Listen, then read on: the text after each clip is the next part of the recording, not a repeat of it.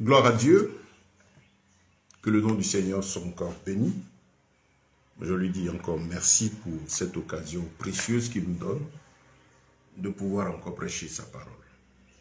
C'est un véritable bonheur parler de la part du Seigneur, prêcher la parole de Dieu, la parole de vie, la porter. C'est toujours un réel plaisir pour moi de lui rendre grâce. Que son nom soit encore glorifié, exalté et magnifié ce précieux matin. Bien-aimés, que Dieu vous bénisse, vous aussi qui suivez ce message. Que la grâce et la paix de notre Elohim vous soient multipliées. Nous venons poursuivre le thème que nous avons entamé hier. La dîme est-elle toujours d'actualité? Et comme dit, s'il y a discussion, polémique autour du sujet, c'est parce qu'effectivement, il y a problème. Et donc, il est important pour nous, en tant qu'enfants de Dieu, pour ceux qui cherchent vraiment le Seigneur, qui veulent vivre dans la crainte de Yahweh, de comprendre ce que la parole du Maître, la parole qui est notre boussole, nous dit à ce sujet-là. Et donc, pour ceux qui ont suivi hier, je vous invite à voir la première partie de l'enseignement. Vous pouvez la retrouver sur mon compte YouTube ou toujours mon compte, je dirais même Facebook. Voilà, vous pouvez toujours retrouver cet enseignement. Voilà, vous avez dans les commentaires le compte YouTube pour y aller, vous abonner. Il y a plus d'une centaine d'enseignements enregistrés disponibles dessus, qui sont aussi disponibles sur le compte Facebook. En rappelant aussi qu'ils sont aussi tous disponibles en audio. Voilà, nous sommes en train de prendre les dispositions pour procéder à une distribution gratuite de ces enseignements, pour les mettre sous des formats un peu plus faciles à lire, sans forte connexion Internet, voilà, sur des clés USB que les uns et les autres auront et ils pourront dupliquer, partager gratuitement pour permettre à de nombreux frères et sœurs d'en bénéficier. Voilà, parce que tout le monde n'a pas forcément la connexion qu'il faut pour aller sur YouTube ou sur Facebook, mais certains peuvent télécharger ces enseignements-là sur des clés et puis bon, les écouter tranquillement. Voilà, c'est ce que nous sommes aussi en train de mettre sur pied pour davantage permettre aux uns aux autres de profiter de l'étude biblique. Parce que nous sommes à un temps, comme le Seigneur disait dans le livre d'Amos, le chapitre 8, le verset 11, qu'il arrivera un moment où il mettra la soif d'entendre les choses du Seigneur. Là, il va amener une famine dans le pays. Et ce ne sera pas la famine du pain et du manger du bois, mais d'entendre les oracles du Seigneur. Nous sommes dans une époque où on a besoin de la parole. On a vraiment besoin de ce que la Bible dit. Pour ceux qui sont des disciples, hein, ceux qui cherchent la vérité, on a besoin de savoir ce que la Bible dit. Et ce qui est intéressant, il n'y a pas à s'inquiéter de savoir est-ce que c'est facile. La Bible est là depuis toujours. Le Seigneur a donné sa parole depuis toujours. Et dès le commencement de la vie de l'Église, il a dit, je ne vous laisserai pas orphelin, je serai tous les jours avec vous. Il va nous donner son esprit. Le Saint-Esprit, l'esprit de vérité pour nous aider à marcher conformément à sa volonté. Le Seigneur a pris toutes les dispositions. Le grand problème, la difficulté en fait se trouve là, c'est que la plupart de tous ceux qui croient ne méditent pas. Ne méditent pas, n'ont pas de relation personnelle avec la parole. La plupart ont des Bibles, ils ont acheté, mais ils ne savent même pas ce qu'elle dit. Ils s'en remettent à quelqu'un, à un système, à une organisation, à un individu. Pourtant, le Seigneur que nous suivons, c'est lui notre modèle. Il a donné sa parole pour que nous, on vienne simplement la méditer. L'apport extérieur, c'est-à-dire par d'autres instruments comme toi et moi qui avons cru, est utile pour être un plus, pas être la base de ma relation avec Dieu. Moi, en tant que prédicateur ou frère en Christ, déjà, même si un frère en Christ, je ne dois pas être la base, hein, le fondement, ce n'est pas mes enseignements qui doivent être. C'est-à-dire que ce n'est pas moi qui dois être le fondement de ta foi, ta relation avec Christ. Moi, je suis un frère comme toi. C'est ce que je le dis, quand je dis je, pour ce que le chrétien est censé être pour son frère, pour ce que le serviteur de Dieu est censé être pour celui qui a cru. Nous sommes censés être des bien-aimés qui nous réunissons pour partager notre foi commune, chacun avec les dons et les talents qu'il a reçus, nous entraidant. C'est important. Mais, à la base, chaque âme est appelée à avoir une relation personnelle avec le Seigneur. C'est ce qui est le fondement de la vie chrétienne. Donc, si vous n'avez rien dans votre fondement, vous n'avez pas de base avec lui, ben, vous êtes foutu. Ça fait que devant toute l'apostasie, tout le développement qu'il y a autour de la parole de Dieu et contre la parole de Dieu, vous serez embêtés.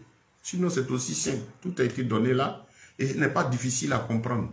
Le Saint-Esprit, Yeshua, Jésus, présent en nous en esprit, est là pour nous y conduire. Il connaît l'intention du cœur. Pourquoi baptise-t-il du Saint-Esprit? Il voit l'homme qui accepte, qui le reconnaît comme Seigneur et Sauveur, mais il dit, sans moi vous ne pouvez rien faire. Donc il donne son esprit pour nous aider à marcher, à lui plaire, à faire sa volonté. C'est important, frère. Je suis chaque fois personnellement peiné quand je remarque que l'Église se retrouve ballottée ça et là. Les frères, la foi de nombreux bien-aimés est perturbée tout simplement parce qu'ils n'ont pas de relation personnelle avec le Seigneur. Ils n'ont aucun fondement. La plupart des frères n'ont pas de base. Ils ne savent rien de la parole. Ils ont juste des versets sommaires. Les gens disent qu'on n'a pas le temps. Pour écouter même une prédication, 1 heure, 2 heures de temps, c'est un problème. On veut même des petits bouts de phrases. On passe, cherche ce qui lui plaît. Et c'est triste. Mais c'est comme ça que le monde fonctionne. Vous savez, surtout à notre époque où tout va vite. Le temps, on dira les heures comptent. Les gens sont dans ce qu'on appelle du chap-chap rapide. Il y a une expression même nouvelle de chap-chap. Maintenant, on passe de là à là. Voilà, de là à là, ça dit qu'il faut faire vite. Les gens ne sont pas là pour discuter, il y a juste besoin de quelque chose de rapide. D'où vient-il que tout soit aussi rapide? C'est vrai, le temps son court par rapport à l'évangélisation, mais les mêmes 24 Dieu nous les donne pour que nous nous évertions à prendre de lui et à rendre témoignage dans la vérité. Ça nécessite de l'intervention de notre intelligence, ça nécessite qu'on s'asseye et qu'on médite. Donc, bien aimé, vraiment, le Seigneur nous a tout donné, tout est dans sa parole, et il faut donc savoir que si vous prenez sur vous de vous attacher à sa parole, vous aurez toujours la bonne compréhension. Si vous aimez la parole, le Saint-Esprit vous aidera à avoir toujours la bonne compréhension. Il vous conduira. Il permettra que vous ayez votre méditation personnelle. Lui-même va vous aider. Il va permettre que son esprit vous aide à aussi entendre des prédications venant d'autre part, de frères et de sœurs peut-être qui ont bien aimé, de frères et de sœurs, des exhortations entre nous. Je parle de l'exercice de l'exhortation, je ne parle pas de la fonction de berger qui est réservée aux hommes. Non, on ne parle pas de ça. Je parle du fait d'échanger, de nous édifier entre frères et sœurs, partager les oracles du Seigneur. Donc ces supplices-là viendront ne serait-ce que pour vous aider à avancer, à vous édifier dans la foi. Voilà, c'est tout. C'est important. Mais revenez à votre Bible, prenez sur vous de la méditer jour et nuit. Et ça vous aide à vous conduire. Ça vous aide à écouter, à faire attention à ce qui est dit par tous ceux qui se réclament de Christ, que moi je dis, ça va t'aider à faire attention à cela, savoir est-ce qu'il parle de la part du Seigneur ou pas. Le Saint-Esprit est là pour te dire s'il dit vrai ou pas. Quelles sont ses intentions? Voilà, bien aimé. Vraiment que le Seigneur soit béni encore ce matin pour cette intervention. Et j'insiste sur un fait, c'est que ceux qui tombent sur le sujet prennent le temps tranquillement d'écouter. Voilà, à tout homme, tout serviteur de Dieu, tout berger réellement appelé, je précise. Hein. Non, je ne veux pas dire pasteur, parce que tout pasteur, non, c'est pas... Bon, je parle à ceux-là que le Seigneur a réellement appelé. Prenez le temps et puis écoutez. Voilà, c'est un sujet important. Il faut renouveler notre intelligence. Cette étude pourra vous aider à renouveler de votre intelligence certaines choses. Et mieux vous utiliser face au peuple de Dieu. Vous saurez comment leur répondre, comment exhorter les frères. Vous-même, vous renouveler. Et servir Dieu tranquillement et face à ses biens, sans corrompre, sans être sous la pression, sans se laisser impressionner par ce qu'on voit. Parce qu'aujourd'hui, face à ce grand désordre, le Seigneur parle de la semence, vous voyez, le grand désordre, la souffrance, les difficultés des temps financiers, des difficultés financières, font que beaucoup de serviteurs de Dieu, malheureusement, retournent, perdent, vendent leur âme, sont obligés d'accepter des choses qu'ils n'acceptaient pas autrefois. Et ça fait que la corruption rentre, elle salit le témoin du Seigneur. Vous-même, en tant que serviteur de Dieu, ça vous met en danger. Parce que le fait d'être serviteur de Dieu, c'est pas ça. qui est le pourquoi de notre relation avec Christ. Le pourquoi de notre relation avec Christ, c'est la vie éternelle. Nous sommes aussi ses brebis. Nous sommes tous au même niveau, appelés au salut, à la vie éternelle. Et donc, il faut qu'en tant que serviteur de Dieu, la première disposition de l'esprit de ma relation personnelle avec le Maître, je suis appelé à voir Yeshua dans le royaume des cieux. Il m'a sauvé, il faut que je sois un élu, que je persévère dans la sanctification pour moi-même mon salut. Si l'homme de Dieu lui-même, le frère en Christ dans la mission, a ce fardeau constant qu'il a dans la présence d'esprit, le fait que lui-même il est appelé à rencontrer le Seigneur, ce sera très déterminant dans l'exercice même du ministère. Parce que lui-même se tenant dans la sanctification, conscient chaque jour qu'il est appelé à rencontrer le Maître, pas sur la base du titre de serviteur de Dieu, c'est pas ça qui fait notre relation avec Christ. C'est une fonction, c'est une tâche dans le ministère, mais sur la base de ce qu'il est, de son intimité, sa personne en tant que disciple, mais ça amène à ranger sa vie et ça amène la crainte de Dieu. Donc au-delà de croire en tant que berger, si j'ai compris, je renouvelle cela comme les apôtres, les premiers disciples. Chaque jour qu'ils disaient Maranatha, Jésus revient, Maranatha, Jésus revient, et ils vivaient comme si d'un moment où le Seigneur est venu et qu'ils ont compte à rendre au Seigneur. Ça va faire qu'il y aura la crainte de Dieu. Cette crainte-là qui est au-delà du croire, qui nous amène à tenir compte de la parole de Yahweh dans tout ce qu'on veut faire. Est-ce que ça là, ça glorifie? Je vais prêcher, c'est ça, non le Seigneur. Est-ce que ça là, c'est vrai? Cette crainte-là amène à fuir le péché. Je ne vois pas, en tant que serviteur, ça ne t'amènera pas à voir le peuple là comme étant ta chose. Non. Mais comme étant des gens à qui il faut rendre la vie. Le souci, c'est pas qu'ils soient nombreux. Le souci, c'est pas qu'ils soient là tous les dimanches. Le souci, c'est pas que les heures de rencontre soient des heures de plénitude. Parce que quand ça vient, la corruption aussi vient à la porte. Mais le souci, c'est plutôt que chaque âme face à toi est la vérité. Entendre la vérité pour le salut, pour la vie éternelle. Parce que nous allons être jugés sur la base de l'enseignement que nous donnons. Je m'adresse là aux serviteurs. C'est ça, on va être jugé sur cette base-là. Ceux que Dieu a réellement appelés le savent. La Bible dit, nous qui prêchons sera sévèrement jugé. Je ne veux même, j'écarte ces plaisantins, tous ceux qui, aujourd'hui vous allez voir, on va dire, pasteur, mais appelés de 80%, beaucoup ne sont pas appelés, le Seigneur ne les a pas appelés. Ils ont trouvé la fonction de berger comme étant un moyen lucratif. Et vous le voyez dans leur système, c'est du business qu'ils font. La gestion de leurs 4 murs, leur système, avec leur nom, leur gloire et tout ça, c'est pas d'eux qu'on parle. Je parle des gens que le Seigneur a point appelés pour conduire ses brebis. Pas pour conduire les communautés, les systèmes, un système, mais conduire les âmes à Christ. L'assemblée, les rassemblements sont utiles pour pouvoir permettre aux frères et aux sœurs de se retrouver et puis d'enseigner. Mais le système dans lequel fonctionne celui qui conduit l'assemblée, c'est quoi? Est-ce que je conduis l'assemblée dans l'esprit dénominationnel, en fait des âmes emprisonnées dans mon 4 murs, ou bien l'assemblée me sert de moyen de rassemblement d'âmes et de bien-aimés qui viennent et que je conduis vers Christ. Donc, bien-aimés, vraiment cette interpellation du Seigneur est importante. Et donc, ce message est pour les hommes de Dieu aussi. À nous, les frères et sœurs, écoutez, prenez le temps, les bien-aimés, les brebis du Seigneur, écoutez, les serviteurs de Dieu, écoutez jusqu'au bout. Prenez la première partie, la deuxième. Si vous avez des préoccupations, n'hésitez pas à nous écrire sur le compte, m'envoyer, je mets toujours... je mets mon numéro WhatsApp. Hein. C'est vrai qu'aujourd'hui, c'est plus facile de communiquer avec ces outils-là. Voilà. Ils se sont imposés à nous. Voilà. Voilà mon numéro WhatsApp. Voilà. Frère Ben. Je suis le frère Ben. J'aime bien frère Ben. C'est plus simple pour moi.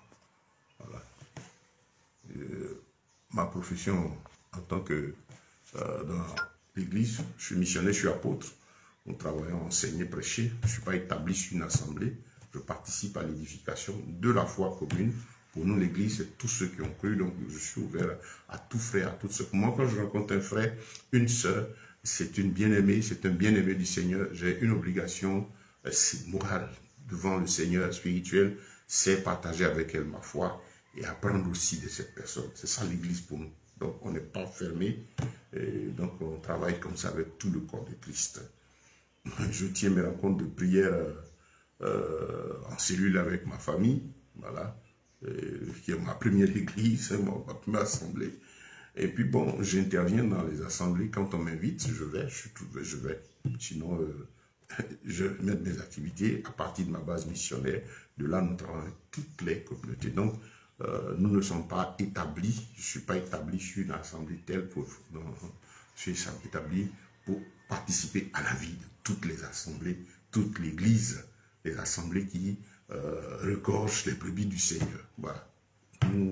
Quand on parle d'Église, on voit loin. Voilà. Donc, ce que nous donnons comme message, c'est pour tout le corps de Christ. Donc, chers hommes de Dieu, tranquillement, prenez le temps d'écouter. Prenez le temps d'écouter, surtout ce sujet jusqu'à la fin. Vous verrez que le Seigneur nous a tout donné, aussi simplement.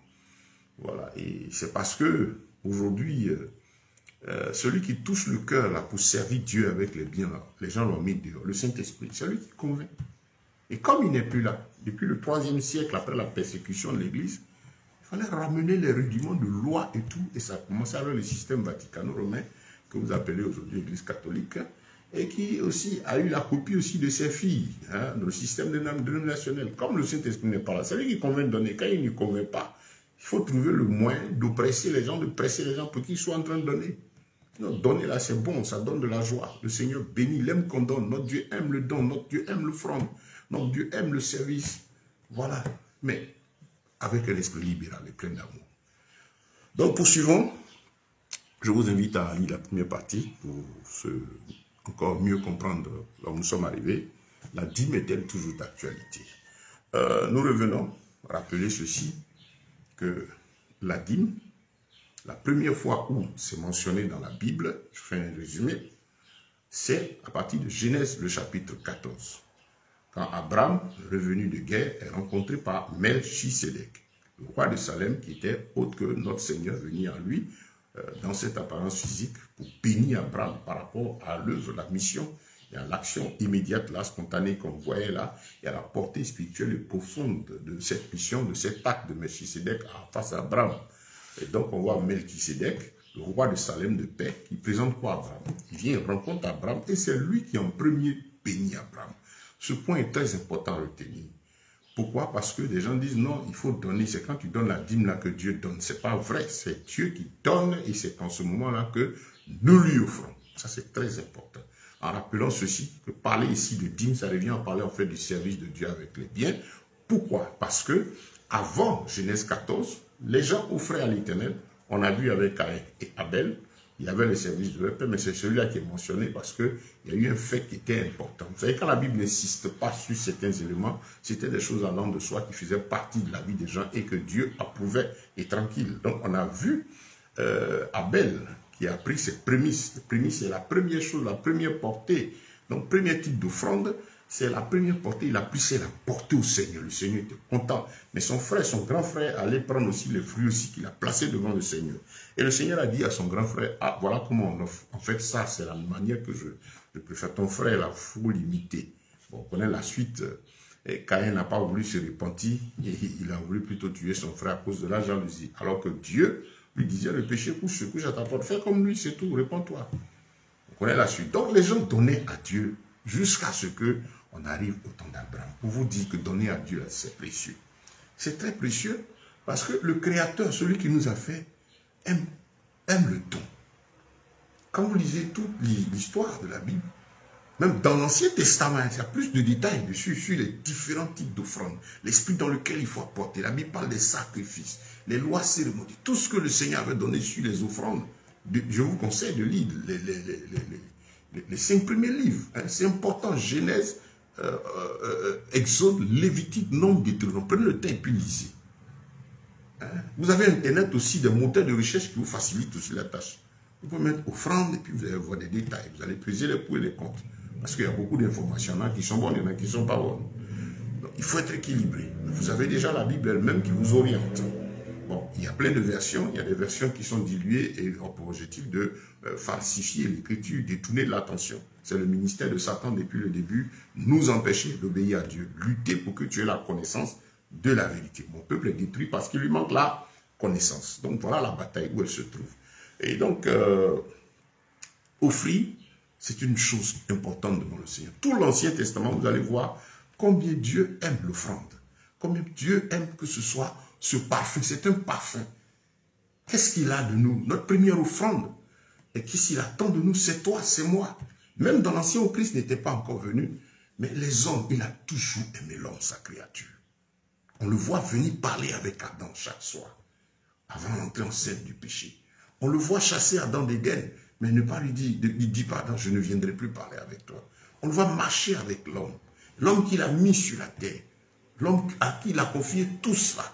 Et vous le verrez tout au long manifester le fait qu'il aime que l'homme vienne à lui avec des sacrifices de louange, d'adoration, de magnificence. Dans l'Ancien Testament, ces différents sacrifices étaient positionnés en trois grands groupes. Hein.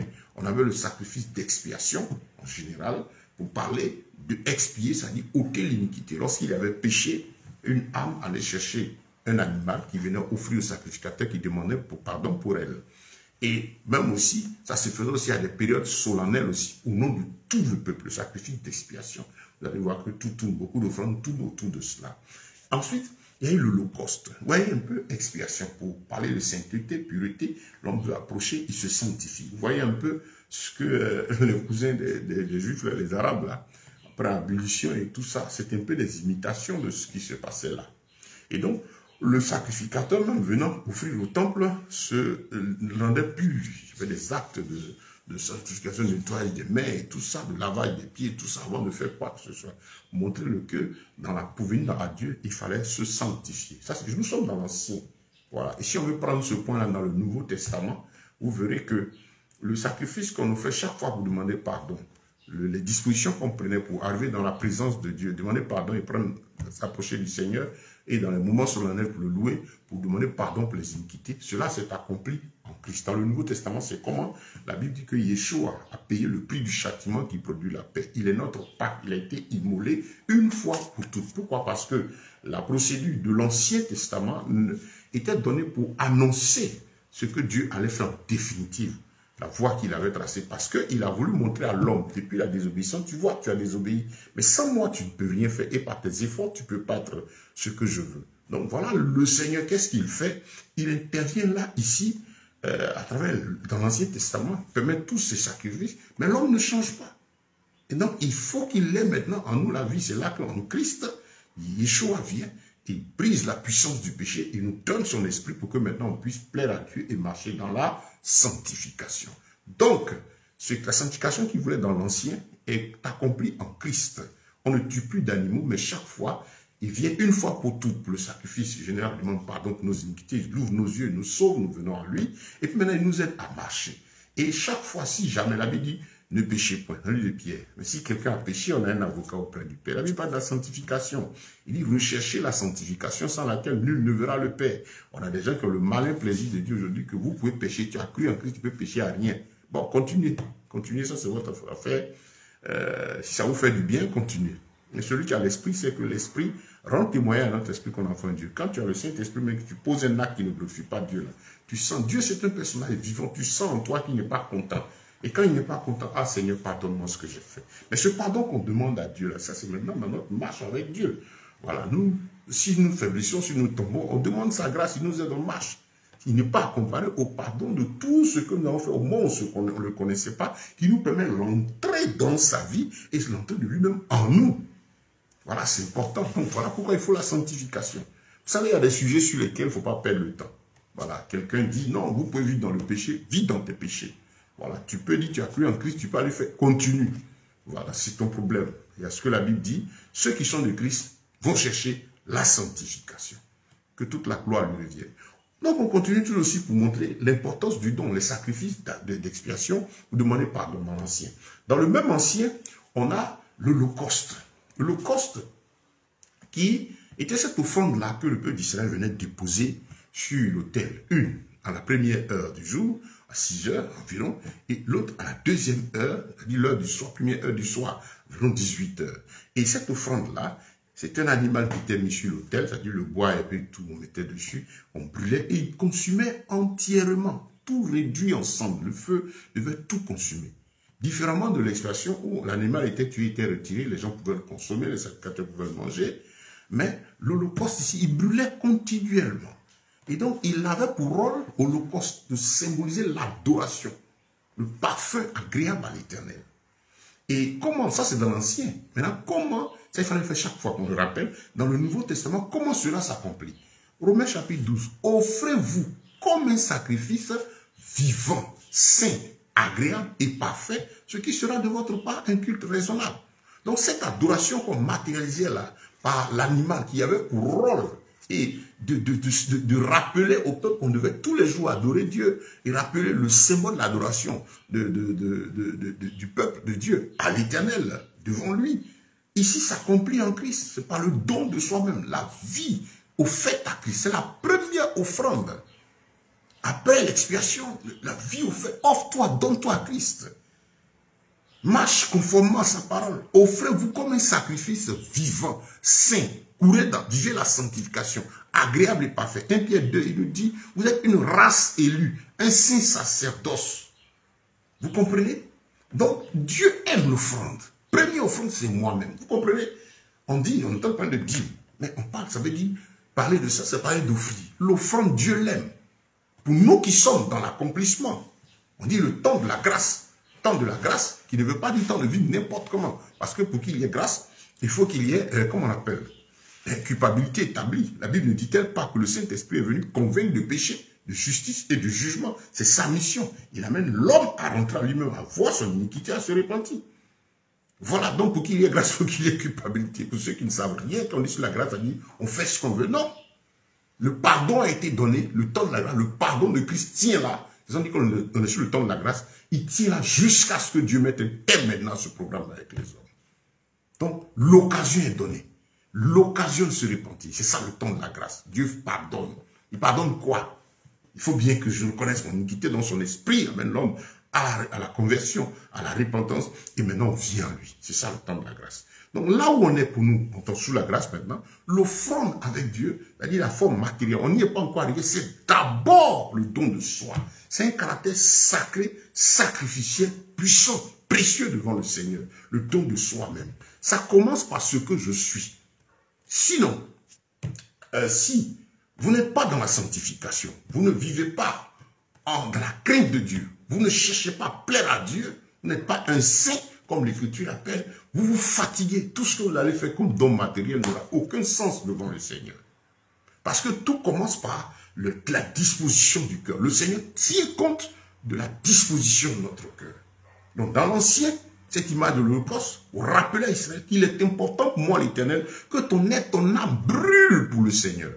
Accompli en Christ, Matthieu 5, 17, on le rappelle, chaque fois que vous prenez un élément, allez voir comment la chose se faisait avant l'entrée en scène du péché. C'est-à-dire en Éden, là, et puis comment la chose se faisait après l'entrée en scène du péché, jusqu'à la venue du Mashiach, ou l'œuvre de la croix, et comment la chose se fait maintenant. Chaque fois que vous procédez ainsi, vous aurez la bonne compréhension par l'esprit. Et puis maintenant, avant d'entrer dans le 4e temps qui est l'éternité. Je dis qu'il y a 4 temps parce que le premier c'était le petit temps passé par Adam et son épouse en Éden là. Le 2e temps c'est depuis l'entrée en scène du péché jusqu'à la venue du Mashiach, jusqu'à la crucifixion de Christ pour la vie éternelle, pour la nouvelle alliance, voilà, en son sang. Et puis maintenant le 3e temps c'est depuis l'effusion de l'esprit, depuis l'œuvre de Christ à la croix, jusqu'à la fin de notre temps, le temps que il reste à ce monde de vivre, avant l'entrée en scène du 4e temps, c'est-à-dire l'éternité, où chacun passera son éternité là où il doit passer, là où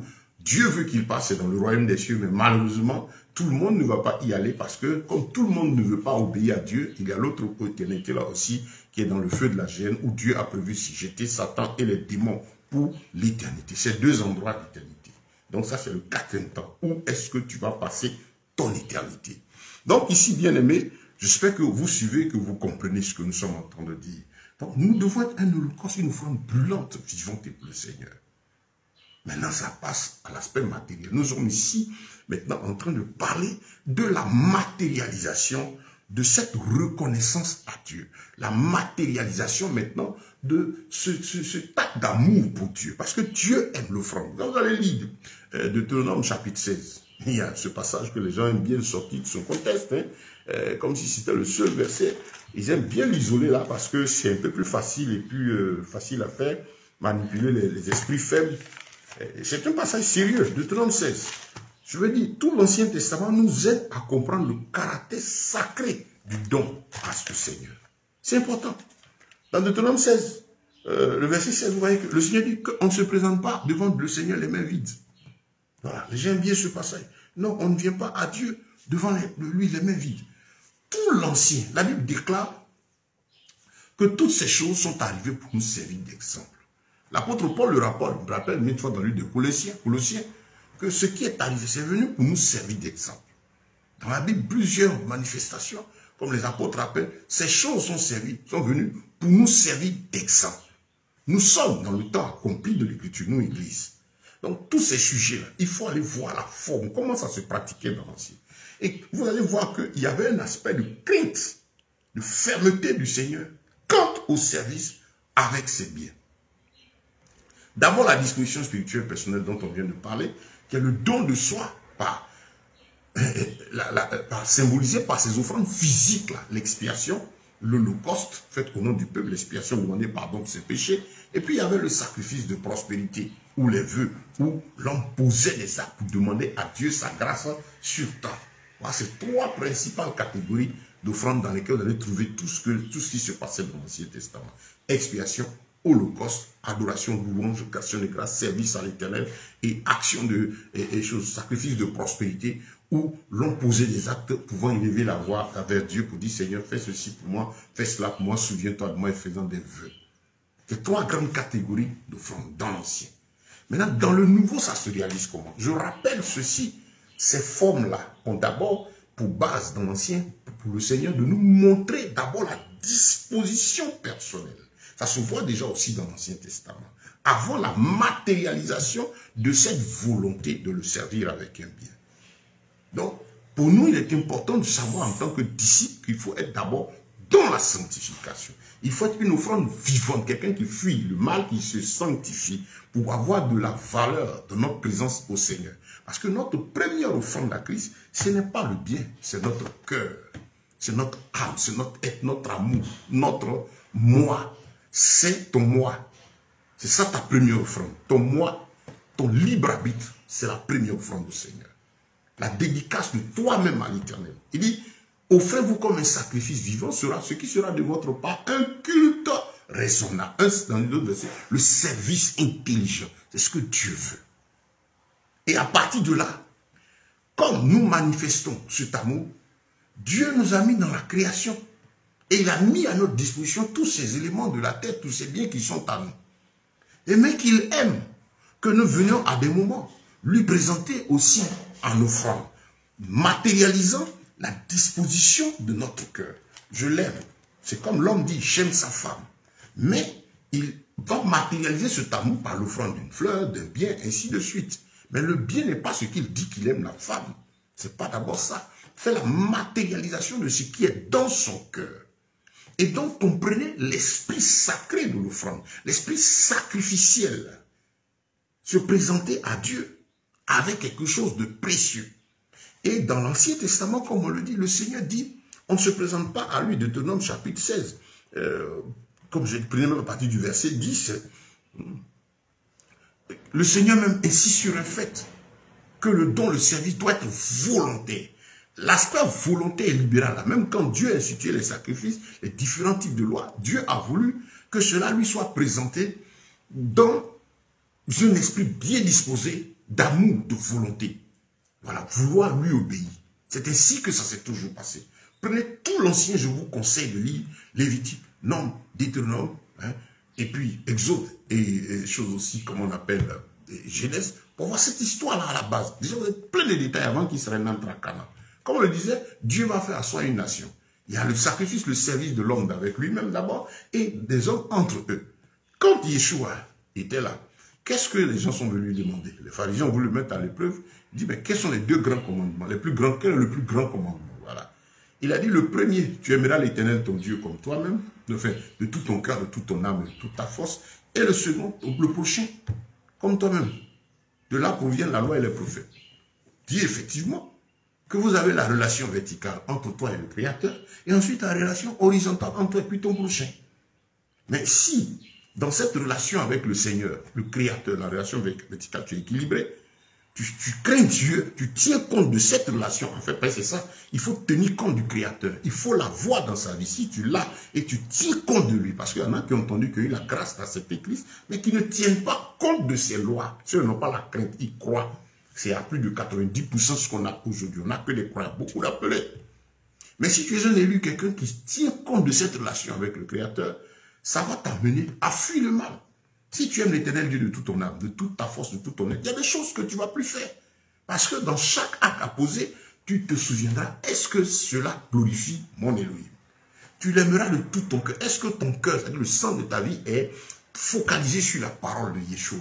Comme il a dit, Proverbe chapitre 4, à partir du verset 23, garde ton cœur plus que tout ce que l'on garde, car de lui viennent les sources de la vie.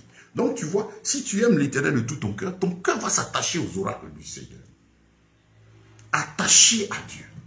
Donc la relation horizontale là, va en même temps découler sur la relation verticale, c'est-à-dire d'homme à homme, dans la mesure où, si tu crains Dieu, tu sais tout ce qu'il dit aussi de ta relation avec l'homme. Donc c'est pourquoi il a dit, en réponse à cette question, le plus grand commandement, il dit, voilà les deux, de là procède toute la loi. C'est en fait ça, aimer Dieu, aimer son prochain, conformément à l'Écriture. Et donc, il faut savoir que le service, Dieu aime l'offrande, la manifestation de notre foi, commençant par le don de soi, et puis de la matérialisation de celle-ci. La matérialisation, c'est-à-dire à travers le bien qu'on possède. Et dans l'ancienne alliance, on a tellement d'exemples. Dans le nouveau, vous allez voir que ces choses ne sont pas répétées. La dîme n'est pas répétée là. C'est la seule fois où on parle de dîme, où le Seigneur Yeshua, quand il est venu parler de dîme, il y a 2 fois, lorsqu'il reprenait le publicain, qui dit, ah mais la parabole, il dit, moi je donne plus que tu donnes ma dîme. Et puis la deuxième fois où il a dit, vous dites aux pharisiens, il dit, ouais, Matthieu 23, vous faites ceci, vous donnez aux gens de payer la dîme, ainsi de suite. Vous aurez pu commencer par leur dire d'obéir à la loi sans négliger le reste, sans négliger. Sans négliger, tenant compte de sa parole. Donc, si la dîme n'est pas négligée, c'est qu'elle n'a pas été abolie. Mais en même temps, comment est-ce qu'elle s'est accomplie? Parce qu'il a prévenu dans Matthieu 5, 17, il dit, je ne suis pas venu abolir, je suis venu accomplir. Et donc, s'il vers la fin là, de son ministère, il dit même aux pharisiens que vous ne devez pas, vous devez même enseigner aux gens à obéir à ma parole et le reste là, à ne pas négliger. On est tous dans cet esprit à voir comment est-ce qu'on doit continuer de pratiquer cela. Et on voit la chose à partir de l'effusion de l'esprit. Pourquoi, quand vous regardez tout le Nouveau Testament, vous ne verrez pas un seul instant où il est mentionné une affaire de dîme.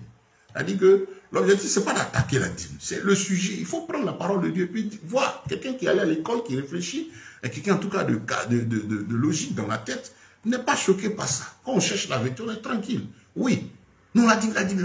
Quelqu'un te prend, toi frère, il dit, mais pourquoi la dîme, on n'en parle pas de Adam jusqu'à Abraham? Donc, est-ce que les gens ne feraient pas? Qu'est-ce que tu peux répondre? 2. Pourquoi c'est là? La première fois, c'est à partir de Genèse 14. Et la deuxième fois, c'était pas encore une loi. Et puis la deuxième fois, à partir de son petit-fils, Genèse 28. Et de Genèse 28, pourquoi c'est à partir de Moïse que ça devient une loi? C'est des questions qui sont normales. Et pourquoi quand le maître est venu, est-ce une seule fois, la parole de Dieu nous dit qu'il a pris une dîme? Non. Mais comment est-ce qu'après lui aussi, les apôtres, je regarde tout le livre des actes jusqu'à la fin, il n'y a pas fait de dîme? Non. Il y a quel problème? Comment la chose s'est faite? Si nous savons que le Seigneur a dit, il ne disparaîtra pas un seul trait de lettre de ses paroles jusqu'à la fin, auquel il va disparaître. Ça veut dire que tout va s'accomplir. Et il a tout accompli à la croix. Et avant l'œuvre de la croix, il a dit, Matthieu 5, 17, je ne suis pas venu abolir, mais je suis venu accomplir. Et comme on a dit, chaque sujet prenait pour voir comment ça s'est vécu, comment ça a été accompli. Il y en a qui ont été totalement effacés, il y en a qui ont été accomplis. Comment les gens ont pratiqué, ont vécu cela, et puis on est tranquille. Et on s'aide soi-même, et on aide le peuple de Dieu. Et on donne gloire au Seigneur, on ferme la bouche à ceux-là qui sont en train de s'attaquer à l'église, parce que vous allez voir que là où des personnes font une institution, utilisent moins de pression, tu ne donnes pas si tu ne fais pas si. Mais là, ça a dépassé le cadre de dire, mais l'homme, on dit quoi, l'homme de Dieu. Il y en a qui savent pas ce que ça signifie. Un individu prend un titre là, il a créé son business. Bon, il prend le titre. Et les âmes mal affermis, ceux qui ne savent rien de Christ, on dit, il y a un pasteur qui fait, il y a les pasteurs, il y a les pasteurs. Et on met tout le monde dans la même boîte, salisse le nom de Christ, à cause de ces près de 80% que le Seigneur n'a pas appelé, qu'il ne connaît pas, et qui ont trouvé que la parole de Dieu est un moyen pour eux de se faire de l'argent. C'est des businessmen, le monde est ainsi. Notre rôle, c'est de dire ce que notre Dieu dit, et vous aider, vous, à votre tour, à faire la différence, que l'esprit s'ouvre. Ne soyez pas choqués en tant que frère en Christ, face à cette apostasie, face à ce désordre. Parce qu'effectivement, ces gens n'ont pas la crainte de Dieu, ils ne sont pas là pour le Seigneur. Mais soyez plutôt à vous battre pour garder la vérité, et aussi l'entretenir. Pour nous les serviteurs, nous les hommes en mission berger, veiller à entretenir cette vérité, les âmes, veiller par notre vie aussi à contredire tout ce grand mensonge autour. C'est important, bien-aimés, c'est capital pour nous. Nous sommes en mission, les temps sont graves, les moments sont difficiles, les gens n'aiment plus la vérité, les gens ne veulent plus entendre la parole, chacun cherche la facilité. Les temps étant devenus tellement difficiles, comment se faire de l'argent? C'est ça le pourquoi, hein? Dans le 2 Pierre chapitre 2, l'apôtre Pierre le disait. Par esprit de cupidité, les temps sont tellement compliqués que tous les moyens sont bons pour avoir de l'argent. Et ce qui s'est fait aujourd'hui ne date pas de maintenant. Le système vaticano-romain, Constantin, qui était un empereur païen, a vu qu'il utilisait le christianisme pour étendre son règne et influencer davantage les impôts, les données, tout ça. C'était une bonne affaire.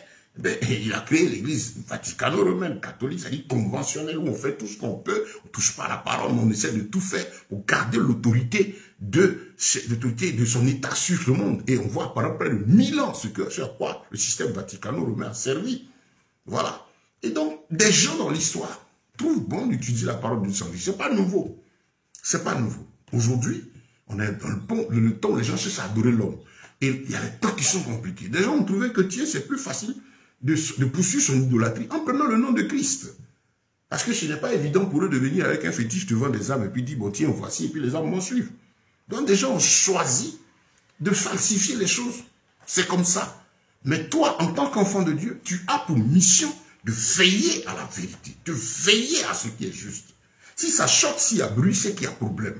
Et nous, notre mission en tant que disciples du Seigneur, c'est de défendre l'évangile, de défendre la parole de notre Seigneur, la connaître. Parce que si tu ne la connais pas aussi, comment tu vas la défendre? La connaître et la défendre. D'abord par notre mode de vie à nous-mêmes, par notre relation personnelle, parce que tu sais, par ton ainsi dit le Seigneur. Parce que comme je dis, c'est la chose déplorable, c'est que la plupart des frères ne savent rien de l'écriture, n'ont pas de dépôt en eux. Les gens dépendent des dits d'un homme. On entend cela. Les gens dépendent d'un certain leader, d'un bishop, d'un patriarche, les pères, les ceci. Ces expressions qui sont données pour aujourd'hui asseoir le règne sur les brebis du Seigneur mal affermis de ces personnes cupides dont la mission est d'utiliser Christ pour s'enrichir et établir leur gloire. Sur le berger ne va pas dire, citer justement les pères, nous sommes les enfants, les suicides. Non, il travaille à ce que les âmes s'attachent au Seigneur. Il ne va même pas se faire appeler père. Tu n'appelleras personne mon père. Laissez le Vatican choisir ça. Les seigneurs, aujourd'hui même vous avez des éminences, des référents, reverends, éminences, bishops, patriarches, archibishops, des pères. Non. La Bible a donné 5 ministères. C'est tout, c'est suffisant. Et le ministère, c'est pas un nom, c'est une fonction, c'est une tâche noble de la part du Seigneur que nous devons exercer dans l'humilité, la simplicité et dans la crainte de Yahweh. Et donc, vraiment, à toutes les âmes, si vous ne, je reviens encore, ça fait mal, si vous ne cherchez pas à voir comment les gens vivent dans la Bible, à voir votre relation personnelle avec le Seigneur, vous serez de plus en plus en danger. Parce que le Seigneur a été clair. La seule chose qui fait que l'ennemi détruit ta vie, détruit l'église, détruit des frères. Mon peuple est détruit même, des frères sont atteints. Quand je dis mon peuple est détruit, il y a toujours un reste. Hein. Mais Dieu parle de la multitude, prend un coup. C'est par faute de connaissance. On t'a fait connaître ce qui est bien, mais tu ne veux pas. On te donne la Bible. On te dit, médite jour et nuit, prie le Seigneur. Prends, lis, fais ça. Ça ne t'intéresse pas. Quand il s'agit des concours, quand il s'agit de lutter pour des intérêts personnels, chercher une promotion, chercher ceci, qu'est-ce qui se passe? L'homme se débat. Les gens se débattent. Vous allez voir comment il va bosser. Les gens même qui n'ont même plus l'argent à l'école, il y a une promotion, il y a un concours, il va s'y investir à fond. Je salue ma soeur Cynthia, que le Seigneur te bénisse. Voyez, donc, il s'y investit à fond. On se met à fond dedans. Parce qu'il nous faut réussir le concours. Parce qu'il nous faut ceci. Mais quand il s'agit de notre vie spirituelle, il y en a même 5 minutes, même à la porte, c'est beaucoup. Pour ne pas le travail du diable, la chair, le diable lutte pour ne pas que tu médites. Pour ne pas que tu pries. Commence à prendre le temps aussi de méditer la Bible. Commence à prendre le temps entre toi et ton Dieu, frère, sœur. C'est l'adresse du Seigneur. Chacun doit chercher sa relation intime avec le Seigneur. C'est notre abri seul. Notre abri seul. le seul abri que nous avons aujourd'hui contre tout ce grand désordre, tout ce grand apostasie. C'est ce que je peux vous dire, frère. C'est ce que je peux vous dire. Notre travail, c'est faire des disciples. Ramener les âmes au Seigneur, parce qu'elles vivent comme Christ veut qu'elles vivent. Pour savoir marcher. Parce que l'objectif, royaume des cieux. Donc, bien aimé, voyez le thème, le service de Dieu, c'est-à-dire le thème du message, c'est la dîme est toujours d'actualité. Nous sommes à la deuxième partie.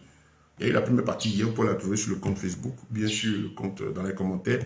Il y a le compte YouTube que j'ai mis là. Abonnez-vous, vous allez avoir tous nos enseignements là. Vous pouvez avoir le message d'hier. Ou m'écrire pour l'avoir en audio, disponible aussi sur WhatsApp.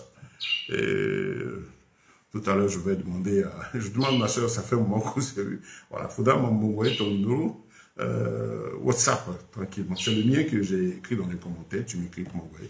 Je vais te balancer aussi toutes ces séries-là et puis ces études-là. Que le Seigneur soit béni. C'est disponible pour tout le monde.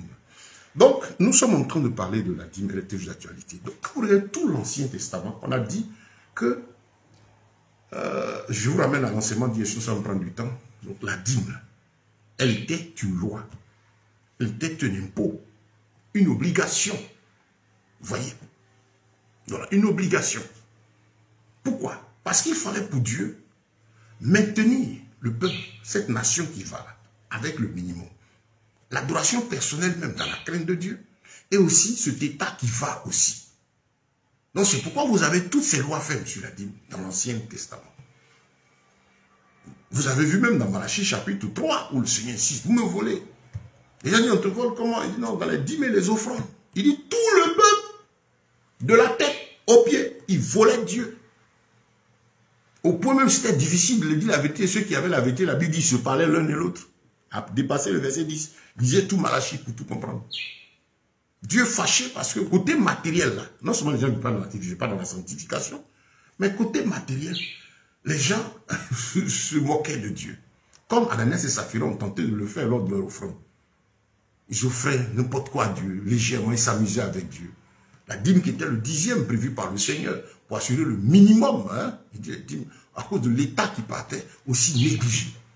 Donc, vous voyez, tout l'Ancien Testament, c'est des caractères de loi pour insister sur l'importance de la sanctification, du don à l'Éternel, son caractère sacré et l'importance pour Dieu d'assurer le minimum, au moins dans la vie de cette nation qui est partie. En rappelant ceci, que vous verrez que les États, les gouvernements, les budgets prévisionnels des États sont bâtis sur quoi? Sur cette formule-là. Sur cette formule. Quand on dit l'État va voter un budget, on a déjà dans la vidéo précédente, mais c'est ça. C'est à partir de ce qui existe comme entreprise, ce qui est là déjà. Et à partir de là, maintenant, faire des prévisions. Dans le courant de l'année, il va y avoir de nouvelles opportunités, de nouveaux investissements, des entrées. Mais on compte déjà sur ce qu'on a assuré un minimum. Et on met les impôts, on met les services en branle parce qu'il faut qu'il y ait des résultats parce que ce minimum est important. Et on parle de quoi? On parle du civisme, amener les gens à comprendre l'importance de payer son impôt, c'est tout cela. C'est calqué dessus, il n'y a rien de nouveau sous les cieux. Donc ce mode de vie-là, c'était pour les États, ainsi de suite. Maintenant, quand on arrive dans le nouveau, vous verrez pendant les 4 évangiles, nulle part le Seigneur n'a pris une dîme. Mais est-ce qu'il n'y avait pas des gens qui le servaient avec le bien? Si, la Bible parle des femmes dans Luc, le chapitre 8, des femmes qui le suivaient, qui le servaient avec le bien. Elles n'étaient pas les seules. La preuve, il y avait une bourse. Donc les gens apportaient des biens au Seigneur et qui était dans cette bourse, qui était tenue par qui? Par Judas de l'autre côté. Donc le service avec les biens a continué au temps de la mission. Le Seigneur n'est pas revenu dessus parce que c'était une habitude. Seulement, il vient maintenant pour disposer l'homme, pour ramener l'homme dans la disposition spirituelle que Dieu a toujours attendu de lui. Vous comprenez? Donner à Dieu, là, donner au Seigneur, ça fait partie de la vie de l'homme. Celui qui nous a créé aime qu'on donne. On donne quoi? C'est pas le bien qui regarde, c'est d'abord toi-même. Comme on l'a dit, c'est d'abord toi-même. Parce que si toi tu es vide, tu n'as pas ne vis pas la sanctification, tu n'as rien avec lui. Je ne peux pas le croire. Hein. Vous qui allez à l'église, ce n'est pas de ça que je parle. Qui ne savez pas que l'église c'est toi et c'est moi. Là. On va dans les assemblées, on monte à la prière, on ne peut pas aller à l'église. Parce que l'église, selon la Bible, c'est ça. Maintenant, les définitions de l'église seront des comités. Je ne peux pas les croyants. Si tu es un simple croyant, tu vis comme tu veux. Mais ça t'arrange, on te dit, dépose ceci, Dieu a fait. Je suis au regret de te dire que tu mets ton âme dans un sac percé. Dans la Bible, il dit, vous donnez, vous semez, Galates chapitre 6, mais vous récoltez peu parce que votre vie n'est pas conforme à la volonté de Dieu. On ne se moque pas de lui. Dieu n'a pas besoin d'argent. Dieu n'a pas besoin de millions. Il n'a pas besoin de milliards. Toute la création lui appartient. L'offrande, il nous la demande pour être un acte symbolique, matérialisation de notre amour pour lui. Il a besoin du cœur. Si ton cœur n'y est pas, quand, on ne parle pas de ceux qui disent ils ont Dieu dans leur cœur et puis ils mènent leur vie. C'est pas possible. Le cœur, le centre de la vie. Il ne peut pas être dans ton cœur et puis au dehors tu es impudique. Au dehors tu es immoral. Au dehors tu es dans le désordre. Mais tu vas à l'église quand même. Tu es perdu. Tu n'es pas sur la voie du salut. Tu ne crains pas Dieu. Tout ce que tu vas faire, c'est zéro. Ramasse tous tes biens, mets dans le panier, zéro. Prends tout ton salaire, dépose zéro. Dépose des milliards, zéro. Tu feras plaisir aux hommes et à leur système. Ils t'acclameront parce que ça fait de l'argent en plus. Souvent même c'est pesant. Mais tu n'auras pas la vie éternelle parce que non seulement le don n'est pas ce qui donne le salut, mais ton cœur n'étant pas cessé à Dieu, tu deviens bon religieux, apprécié de ta communauté, mais désapprécié par la parole de Dieu elle-même. Donc voici, le Seigneur veut qu'on le serve avec les biens. Et les biens, donc, quand on apporte, c'est pour matérialiser le côté bien, on l'a dit, vous qui prenez l'enseignement en cours, c'est matérialiser notre amour pour le Seigneur. Je viens maintenant matérialiser mon amour au Christ.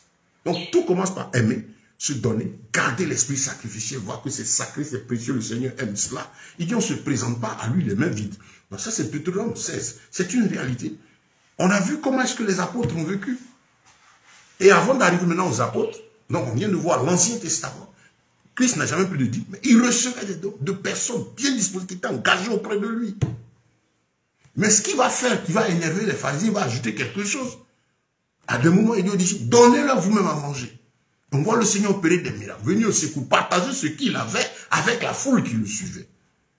Partager ce qu'il avait, opérer même des miracles pour multiplier ce qui était là pour nourrir les gens. Ça, les pharisiens à cette époque n'ont pas aimé, parce qu'ils avaient gardé la formule de l'Ancien Testament, le côté loi, le côté faible, ça les arrangeait eux. Ils disent, ah tiens, on a tous besoin d'argent. Mais il ne faut pas leur dire la vérité. Il faut garder ça ferme. Ne leur dis pas que vraiment l'intention derrière c'est son argent. Mais prends les versets bibliques qui parlent. Si tu n'as pas donné, le dévoreur arrive. Et ceci, cela. Donc les gens sont là, puis ils ont peur. Ah, la dîme là c'est pour Dieu. Si tu n'as pas donné, le dévoreur va venir. Et comme on l'a dit, tous ces exemples-là, les gens les prennent pour l'Ancien Testament. Mais effectivement, avec le dévoreur. Mais comme on l'a dit, lisez. C'était pour le peuple qui ne craignait plus le Seigneur. Et donc ici, qu'est-ce que Dieu veut qu'on fasse? Bien aimé. Le Seigneur dit, lui il vient, il dit aux apôtres, donnez-leur à manger. Il partage ce qu'il a. Ce qui rentre là, il prend, il partage. Il va montrer la nouvelle formule de la maison du Seigneur. Parce que dans l'ancien, il s'agissait d'apporter pour le tabernacle, le temple, la maison du trésor. Et on a dit ce qui était déposé dans la maison du trésor était effectivement pour le bien-être. Pour le bien-être. Pour l'entretien du temple, qui était symbole de la présence de l'Éternel. Pour les pharisiens, les lévites, les sacrificateurs, qui est une partie du peuple qui a été mise à part. Et donc, il y avait droit à ce qui était déposé là. Et pour tout le peuple, la maison du trésor, les veuves, les orphelins, tout le monde y trouvait leur compte dans ce trésor qui entrait. L'argent qui entrait dans le temple. En rappelant, si aujourd'hui, quand on parlait de temple, ce n'est pas vos 4 000. Le temple, selon l'esprit, dans l'ancienne alliance, ce temple-là matérialisait la présence de l'Éternel. C'est le bâtiment qui est détruit et puis le mur là. Mais aujourd'hui, le temple de Dieu là, il est où? Pour toi et moi qui sommes chrétiens. Ce n'est pas les 4 murs, c'est un point de rassemblement. Mais le temple, selon la parole de Dieu, dans l'esprit de la Bible, c'est toi et c'est moi, parce que la Bible déclare que notre corps est le temple du Saint-Esprit. Voilà pourquoi pour lui, l'Église, c'est toi et moi, nous sommes cette habitation. L'habitation de Dieu n'est pas le lieu des 4 murs avec le non-monnaie, c'est des points de rassemblement qui sont utiles. Quand même voulus par, et dirigés par des hommes à la crainte de Dieu. Et malheureusement, pour la plupart, ils sont des points aussi, c'est le modèle. Certains, il va imiter ça pour pouvoir faire son business. Donc, il faut comprendre ce qu'est le temple de Dieu de nos jours. C'est toi, c'est moi. Quand nous nous réunissons. Donc, c'est bien là. Christ vient, il montre que ce qu'il reçoit là, il faut partager. Il faut t'occuper des nécessiteux, des veuves, des orphelins. Il montre aux apôtres la voie. Ne faites pas comme les pharisiens qui sont assis là-bas, qui ne veulent rien toucher et qui mettent les lois pesantes pour que le peuple, n'ayant plus, il n'y a pas l'esprit de Dieu pour donner libéralement, mais au moins il y a la peur qu'il faut entretenir. Il y a le dévoreur. Et eux, ils sont assis. Et cette ville était là. Et Christ va les énerver. L'une des raisons pour lesquelles ils n'ont pas aimé. Ils ne le verront jamais. Ceux qui vivent dans l'apostasie n'aiment pas Christ. à cause de cette simplicité de la parole. Maintenant, si lui n'a pas pris de dîme, il recevait plus des offrandes. Ça veut dire, comme on l'a dit, on continue de donner, de servir, mais dans l'esprit que le Seigneur a toujours voulu, qui est la libéralité. Dans le Nouveau Testament, dit après les 4 évangiles, moment de préparation de l'Église, à partir des actes des apôtres, maintenant l'Église naît. Comment les apôtres, de actes des apôtres jusqu'à la fin, il n'y a jamais eu aussi une affaire de dîme. Ah, est-ce que les gens ne faisaient pas des dons? Si. Mais là, dans l'apôtre Paul, dans 2 Corinthiens, le chapitre 9, dit même que c'est superflu de revenir dessus. Parce que c'est quelque chose qui était allant de soi, les gens connaissaient. Qu'est-ce qui se passait? Mais les gens prenaient le bien et les apportaient aux pieds des apôtres. Effectivement, en tant que chrétien, je dois faire l'offrande. Mais là, revenons déjà très au début du livre des Actes. Qu'est-ce qui s'est passé? Quand le Saint-Esprit est descendu, on voit que les gens continuent de donner. Maintenant, à l'effusion de l'Esprit, il y a eu un don qui a marqué l'histoire. L'histoire de cet homme, je crois, c'est Joseph, qui a vendu son champ et qui est venu à donner le bien. Il avait peut-être des champs. C'est comme je peux avoir des voitures. Elles sont à moi. Mais si je prends une que je fais, que je vends, j'amène l'argent. Je dis, j'ai vendu ma voiture. C'est ma voiture, parmi mes voitures. Ou c'est la seule. Ça, c'est pour aider les uns et les autres. Parce qu'il y a des gens malins qui utilisent ça pour appauvrir les âmes. Aujourd'hui, on a des prédications qui poussent les gens à se dépouiller. Prends tout ton salaire, va vider ton compte, amen. Chaque année, fais ci. Et ils appauvrissent les âmes, ils s'enrichissent eux. Et les gens vont dans la misère, puis ils les rejettent. Attention. Donc, il a vendu son champ. Il n'était pas misérable. C'était un homme riche. Il a vendu de ses biens. Il a déposé au pied du Seigneur. Il a envoyé le fruit de la vente, l'argent, il a déposé au pied des apôtres. Et la Bible déclare quoi? Que Dieu a béni cela. Et qu'est-ce qui s'est passé? Il s'est trouvé que Ananas et Saphira ont vu la chose, ont voulu imiter. Ils sont allés vendre leur champ à leur tour. Mais ils viennent devant Dieu et ils mentent pour dire, ils ont été frappés de mort, pas à cause du fait qu'ils n'ont pas déposé tout l'argent, mais parce qu'ils ont menti. Ils pouvaient dire, on a vendu nos champs, voilà la moitié de l'argent. Mais ils ont voulu mentir à Dieu. C'est là qu'ils ont été frappés. Tout ça pour montrer à Dieu qu'il faut le craindre, il faut le respecter. Et donc, quand on regarde bien ici, à l'effusion de l'esprit, ce qui s'est passé là-bas, entre ça et puis la dîme, qui est plus grand? Et quand je vous ai ramené aux prémices, les prémices avant d'entrer en scène de la dîme, les prémices ont toujours été plus grandes. La première chose que tu as à déposer devant le Seigneur. Pourquoi les gens se focalisent sur la dîme? Parce que c'est le seul type d'offrande, de service dans la Bible là, auquel et de façon ferme est attachée une loi de fermeté, de rigueur de la part du Seigneur, pratiquement. Hein. Les autres aussi, même les autres offrandes simples aussi, il y a ce caractère de rigueur du Seigneur, mais côté libéral. Et la dîme, dit c'est la partie de Dieu. Il dit toutes les dîmes de la terre sont à moi. Donc là, celui qui dit que c'est Dieu dit, ah si c'est pour Dieu, c'est que c'est à lui. Non, les biens appartiennent au Seigneur, ça n'appartient pas au Seigneur, ça ne m'appartient pas à moi, ça appartient au Seigneur. Tout appartient à Christ. Et la dîme, on dit revenu de toute la terre. Bon, il y a une discussion, les gens disent non, on ne peut pas la dîme, ça a toujours été le fruit des champs, il n'y avait pas de ceci, il n'y avait pas l'argent à cette époque. C'est ne pas connaître l'histoire, ce que la Bible dit. Il dit le 10e des revenus. Mais à cette époque, effectivement, Dieu dans la loi, presque tout le peuple était agriculteur, cultivateur, éleveur, ainsi de suite.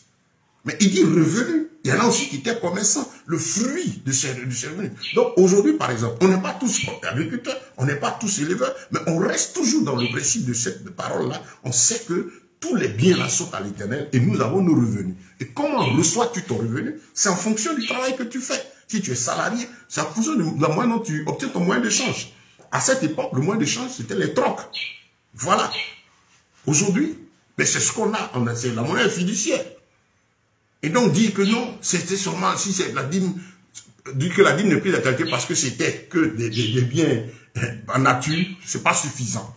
C'est pas un argument suffisant dans la mesure où l'homme reçoit et ses revenus on débute toujours en fonction des activités qu'il mène. Mais à cette époque, c'était plus agriculteur. Et le même revenu est valable pour tout le temps. Très important à retenir. Mais maintenant, comme je dis, pourquoi on ne voit plus la dîme dans l'Ancien et le Nouveau Testament? C'est parce que ça a été accompli. Donc, qu'est-ce qui se passe? Si vous retenez un peu l'image, vous voyez donc cette loi dans l'Ancien.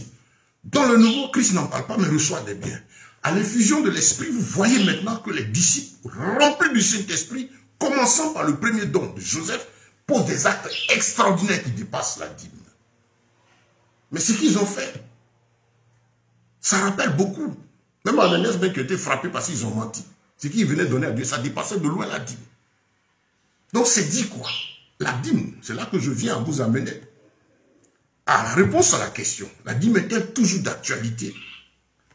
La question qu'il y a maintenant là, c'est plutôt payer la dîme, inciter les gens, les obliger à donner la dîme. Est-ce que c'est toujours faisable? D'ailleurs, Dieu ne le faisait pas. Ça, c'est un. Est-ce qu'il faut, est-ce que amener les âmes à déposer la dîme sur l'emprise de la loi de l'ancien, là, est-ce que c'est toujours faisable? Voilà la question. Et comment est-ce que donc la pratique de cette loi-là s'est accomplie? Comment les disciples ont vécu? Comment, troisième question, comment est-ce que maintenant, depuis l'église, on sert Dieu avec ses biens? Si vous avez suivi ça, vous avez tout retenu. Regardez, je vous donne une image pour vous aider. Vous voyez un arbre? Quand les gens... L'arbre, vous voyez l'arbre. Qu'est-ce qu'on voit au-dessus? Tout le tronc, le feuillage et tout. Mais il y a une partie en bas qui sont les racines. Et si on comprend donc l'offrande, le service de Dieu avec les biens, que dans l'Ancien Testament, il y a plusieurs types d'offrandes qui sont matérialisées à travers l'œuvre de Christ et que pour nous, nous poursuivons dans le Seigneur, on comprendra que l'offrande, c'est tout ce tamas-là. Et la dîme, en fait, si vous avez saisi, quand le Seigneur dit, ce sont mes biens, c'est ce qui lui appartient, c'est quoi? C'est les racines. Le 10e là, ou celui qui a percé la profondeur de la parole, c'est le minimum de ce que je puisse donner à Dieu. Puisque dans l'ancien, il était l'un des éléments entouré des autres. Et dans le don, le service avec le Seigneur.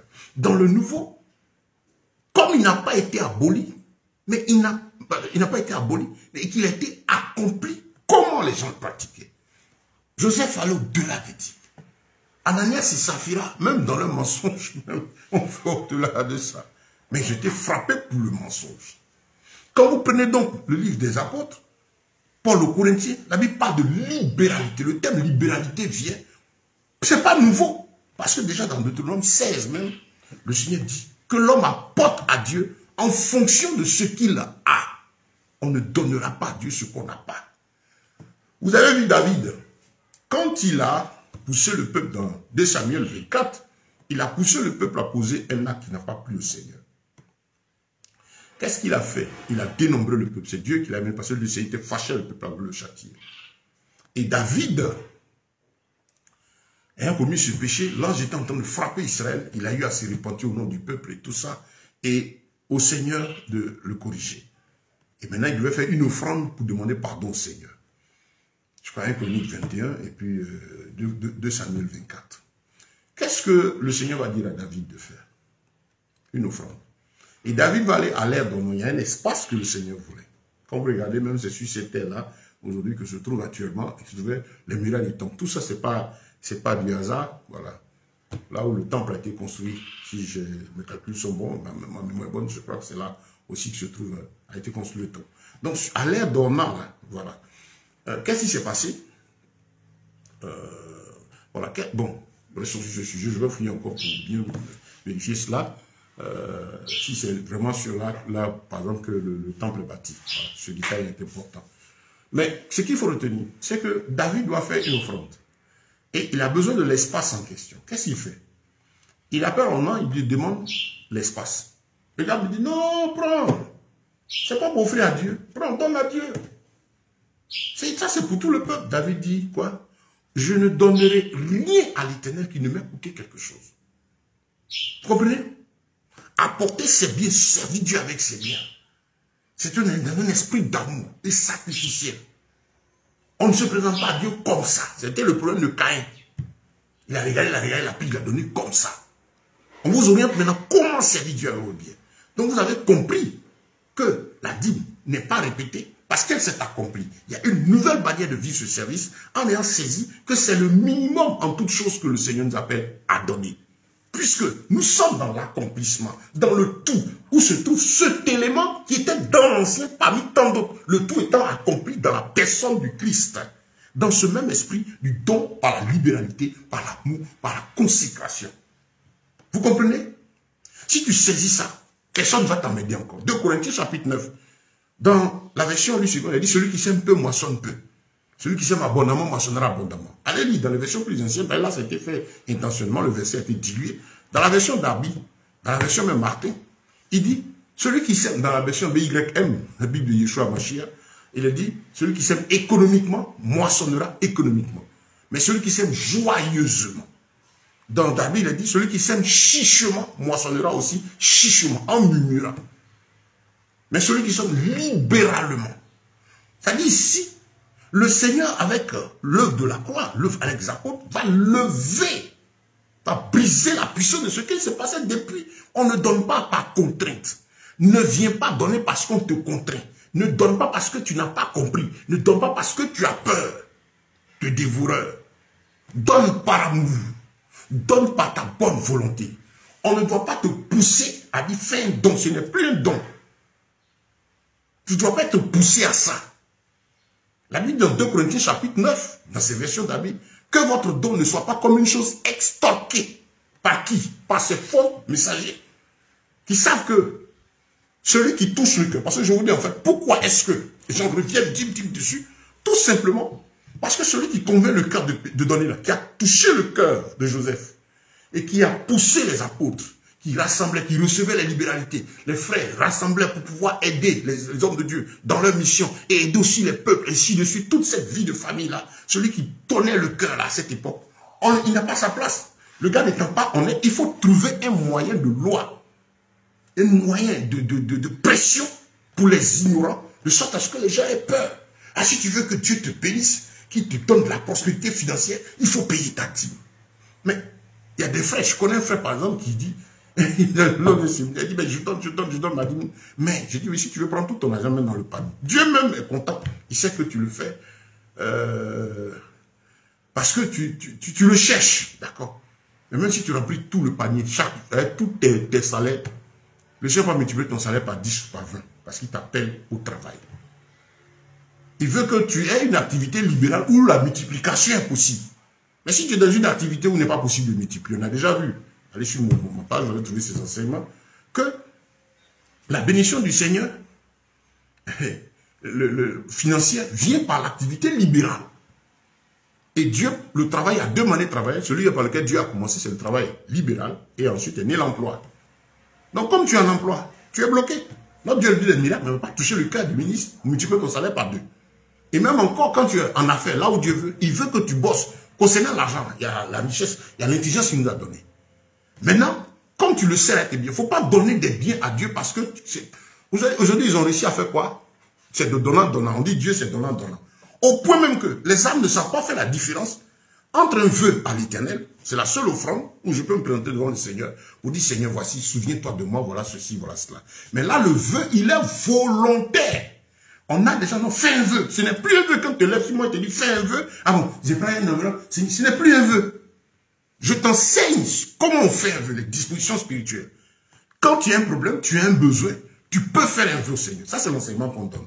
C'est différent de prendre ça, fais un vœu. Non, c'est un ordre que moi je donne, ce n'est plus toi. Mais moi, je t'explique le vœu, volonté. Je ne sais pas si vous comprenez.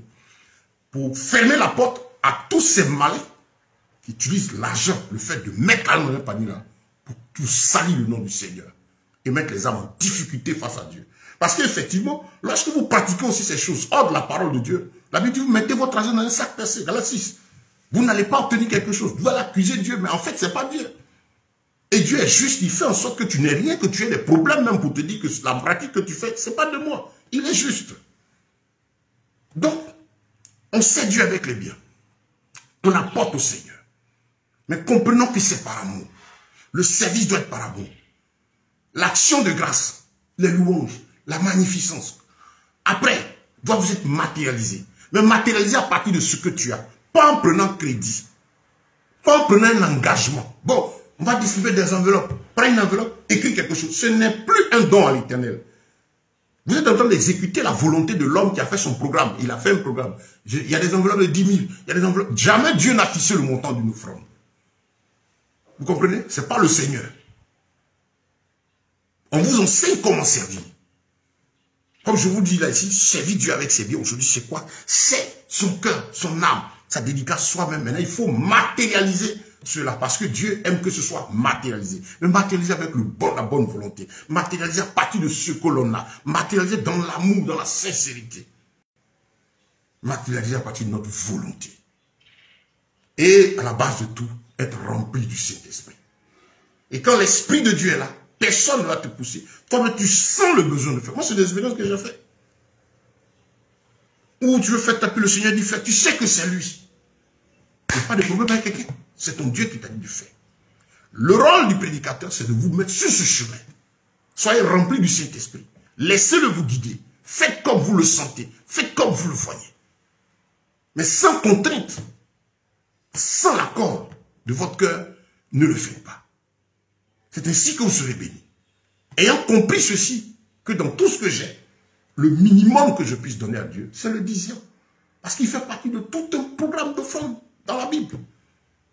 Maintenant donc, quand j'ai mon argent, si on dit que c'est le minimum que je puisse donner à Dieu, je peux me lever et dire, tiens, Seigneur, voici, je te donne la dîme. Écoutez très bien. Pas dans l'esprit de la loi. Seigneur, je te fais cette offrande. Elle peut avoir valeur d'une dîme. Ou je te fais cette offrande, elle peut dépasser. Mais moi qui crains le Seigneur, je sais que si j'ai quelque chose, la part du Seigneur, il dit, tout est à moi, ça n'a pas changé. Donc, dans tout est bien, le 10e, c'est pour moi. Donc, Seigneur, voilà pour toi. Et tu peux mettre Dieu à l'épreuve, comme certains ont mis Dieu à l'épreuve. Ça, c'est poussé par l'esprit. C'est pas quelqu'un qui te dit, fais ça. Il y a le témoignage de certaines personnes, je témoigne comme ça, d'un monsieur, lui, qui s'est levé. Il dit, Dieu, pourquoi toi tu veux la dîme? Et puis moi, je prends les 90%. Faisons le 30. Il a souffert les premières heures. Il a mis Dieu à l'épreuve, mais il a été béni, il a vu le Seigneur. Je ne sais pas si c'est Caterpillar ou qui que c'est comme ça, qu'ils ont donné sur l'histoire d'un chrétien comme ça. Je connais l'histoire aussi de quelqu'un qui, lui, a fait son champ. Et puis, il a divisé le champ en deux. C'est pas fait les dîmes, hein. Il a divisé le champ en deux. Puis il dit au Seigneur, Père, cette partie du champ, c'est pour toi et cette partie est à moi. Et qu'est-ce qui va se passer? La parole de Dieu nous dit que, enfin, excusez-moi, le témoignage nous dit que là, le côté où le frère a donné à Dieu, là, pendant la sécheresse, même ça produisait. Et puis pour lui, ne produisait pas. Mais c'est un vœu qu'il a fait au Seigneur, donc il a fait à Dieu, il a été mis à l'épreuve. Et il a persévéré effectivement dans sa décision. Quand pour Dieu donnait, il donnait tout, et puis pour lui garder. Il s'est plus à faire les dîmes. Donc c'est ça, bien aimé.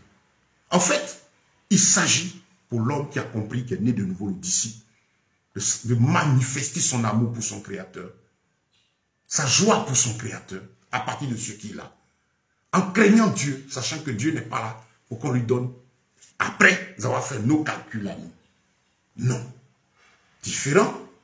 N'allez pas, il y a des gens qui reçoivent des financements. Pendant que quelqu'un dit, en train de prier pour avoir un financement, il fait un projet, le projet nécessite par exemple 100 000 francs CFA ou bien 100 $, ou je ne sais pas, dans des montants comme ça. Et on lui donne le montant. On dit non, lève la dîme du montant que tu as reçu. Frère, il n'y a pas de dîme à lever dedans. C'est la valeur de ce que tu as allé faire pour le Seigneur. À moins que lorsque tu aies demandé le financement, tu aies fait une majoration et tu vois que cette majoration, tu peux prendre une partie pour donner au Seigneur. Ça, c'est cela. Mais ce que tu reçois comme fonds pour travailler, comme financement, il n'y a pas de dîme à lever. Ce n'est pas un revenu, c'est un financement. Et c'est quand tu te mets à travailler, c'est les fruits, là, ce que ça donne, c'est tant que tu enlèves pour servir ton Dieu. Voilà. En tout cas, vous qui arrivez, je vous salue. Le thème de notre étude, c'est la dîme est-elle toujours d'actualité? La première partie a été donnée hier matin. Nous sommes à la deuxième partie. Je vous invite à chercher les deux. Prendre le temps pour écouter. Si vous aimez le Seigneur, que vous êtes chrétien, je crois que ça va beaucoup vous aider. Voilà. Nous travaillons à aider les gens au sujet des profondeurs de l'Écriture. Donc, voilà, bien aimé. C'est là le message de ce matin. Je ne sais pas si vous avez compris. S'il y a des choses que vous n'avez pas retenues, on ne peut pas finir de parler. Écrivez-nous. Vous avez au-dessus, dans les communications, là, mon compte Facebook, vous pouvez avoir toute une série de plus de 100 vidéos, 100 études bibliques que nous donnons. Et puis ensuite, vous avez mon numéro WhatsApp que je donne aussi pour m'écrire individuellement pour avoir ces écrits-là en audio. Je suis le frère Ben, je suis missionnaire. Ça fait bientôt plus de 30 ans que par la grâce de Dieu, on est dans ce travail-là. C'est très jeune et on a l'utilité de par la grâce de Dieu, on poursuit avec passion. Je suis missionnaire, je suis prédicateur, je suis aussi entrepreneur. Et ça fait partie de la mission. Je suis entrepreneur, je travaille. Je suis là, par la grâce de Dieu, je suis le chemin où Dieu m'appelle la grâce aussi de construire par le travail des petits doigts, qui fait partie de la mission. Je forme à l'entrepreneuriat, j'aide les frères et les sœurs à avoir le goût de l'entrepreneuriat. Ça va faire la différence entre l'emploi et l'activité libre, ce qu'on peut faire dans des conseils. Et le Seigneur est fidèle. Donc, nous enseignons, nous touchons beaucoup de thèmes pour l'édification de la foi commune. Donc, en conclusion, la dîme est-elle toujours d'actualité? Vous répondrez, comme je dis, la question mal formulée. Comment est-ce que la dîme s'est accomplie? Effectivement, ce n'est plus d'actualité de l'imposer en tant que loi. Parce que même les pharisiens, au moment où c'était fait, quand ils le faisaient, Dieu n'était pas d'accord. Il a donné, il a dit c'est une loi effectivement pour inspirer dans la crainte au peuple, mais qui devait être faite dans la libéralité. Et on ne voit pas cela dans le Nouveau Testament, tout simplement parce que ce sujet-là a été accompli, pas aboli. Je ne suis pas venu abolir la loi, mais je suis venu l'accomplir. Et que maintenant, comme on sait Dieu, c'est la joie au cœur. C'est dans la poursuite de ce même esprit-là, dans la libéralité. Vous faites savoir que Dieu est sacré. Il aime l'adoration. Il aime le service sacré. Il aime les choses de valeur. Et donc, la matérialisation maintenant de cet amour-là, par le bien, doit être suite à un don de soi sincère au Seigneur. Et puis, on vous met sur le chemin donc. Soyez remplis du Saint-Esprit pour pouvoir faire ce que Dieu vous met à cœur de faire. Faites-le comme le Seigneur met à cœur de le faire. Faites-le sans contrainte. 2 Corinthiens chapitre 9. Ne donnez pas chichement, qu'on ne vous extorque pas votre argent, qu'on ne vous oblige pas à faire. Mais comprenez que donner, c'est sacré. On le voit dans la vie des hommes. On le voit dans la marche avec les humains. L'expression du merci, l'expression de l'amour, c'est précieux. Entre un homme et une femme, ils s'aiment. Et c'est parce qu'ils s'aiment que l'homme matérialise cet amour par le cadeau. Le cadeau n'est pas l'amour. Le cadeau, c'est un moyen de dire, de matérialiser son amour. Mais le cadeau n'aura pas de sens s'il n'y a pas d'amour. Entre toi et Christ, qu'il y ait de l'amour, qu'il y ait de la crainte, qu'il y ait de la sanctification. Qu'on ne te poursuive plus pour un don. Si quelqu'un le fait, dis arrête-toi, cherche la face de Dieu.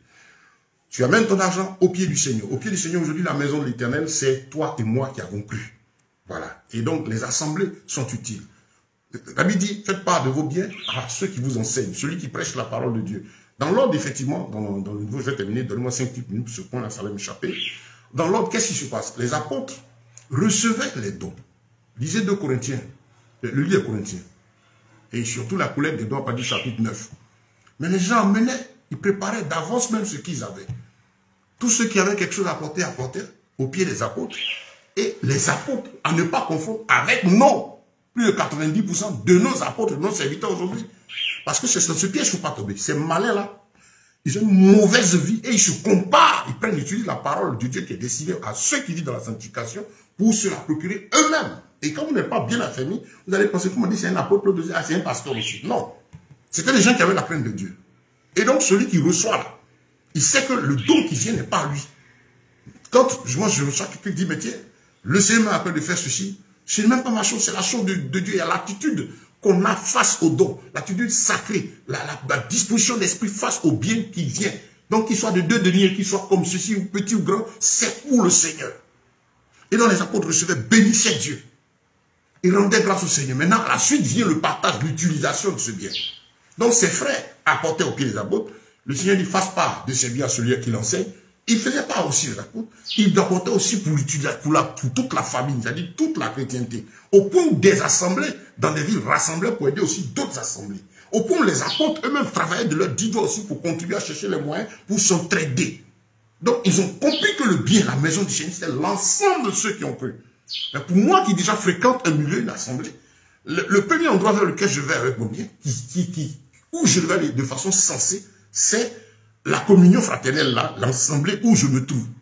En veillant à ce que cette assemblée soit effectivement dans la crainte de Dieu. Je ne sais pas si vous me suivez, c'est important. Je n'ai pas dit que c'est là seulement, mais c'est la base.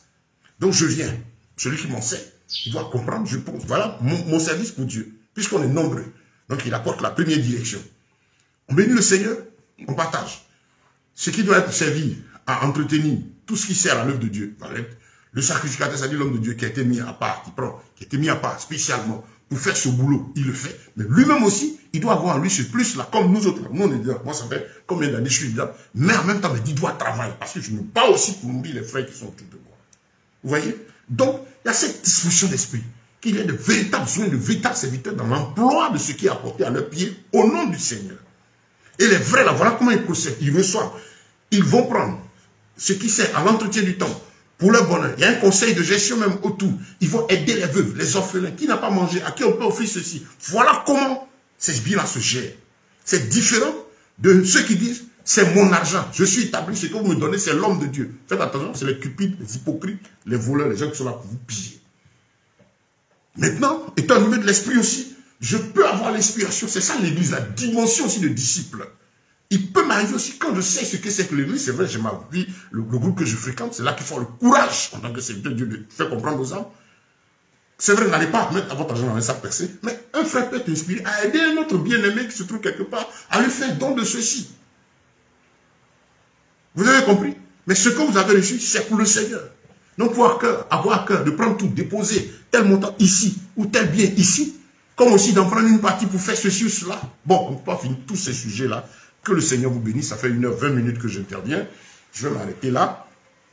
Et je pense que peut-être demain ou ce soir, je vais prendre un petit temps pour faire un petit résumé de ces deux messages pour aider les uns les autres. Mais je crois que tout est dit. Je vous encourage à aimer vos Bibles. Je vous encourage à prendre la parole de Dieu et la lire. L'homme est composé de l'âme, de la chair, et quand il connaît Dieu, de l'esprit. Quand vous n'avez pas de relation avec le Créateur, votre partie spirituelle est morte et fermée. Vous êtes, la Bible dit, homme animal.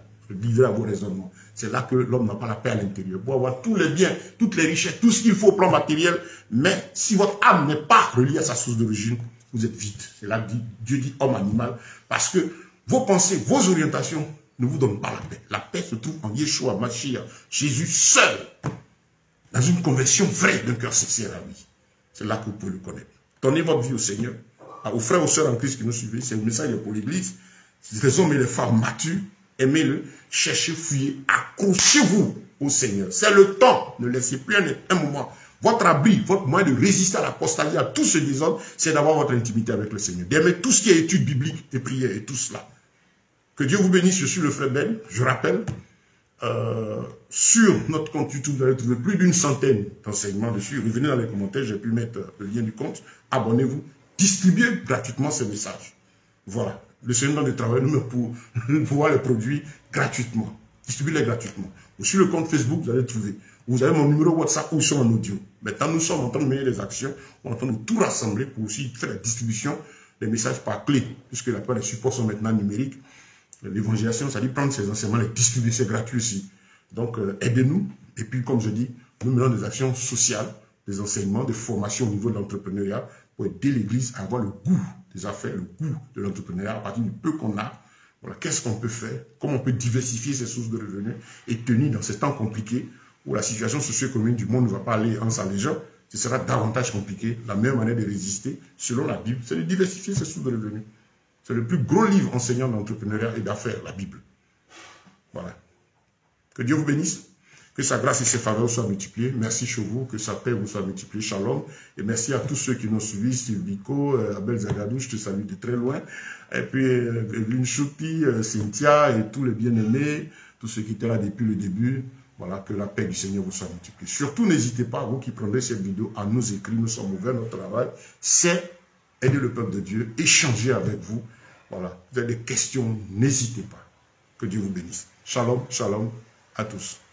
Au nom de Yeshua, Jésus. Amen.